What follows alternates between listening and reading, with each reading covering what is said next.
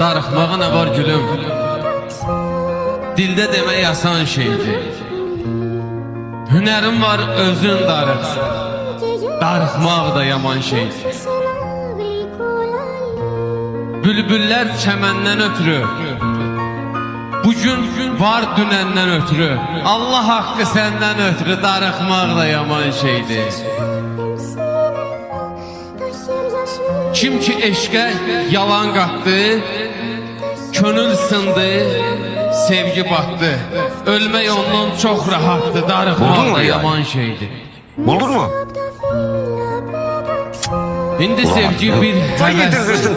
Ya bunca zaman geçmiş ya. Kaç Çokları sene eşkten geçmiş. hasistir. Allah aşkına ya. Belki evlendi ya. Sevilmeyi de Olamaz mı? güzel histir. Belki evlendi. Çoluğu çocuğu var. Darıxmaq da yaman Belki öldü. şeydir. Mezarda belki. Nə rəvadır gözüm görsün, sevənlər xoş ömür sürsün. Allah sənə insaf versin, darıxmaq da yaman şeydir. Allah sənə insaf versin, darıxmaq da yaman şeydir.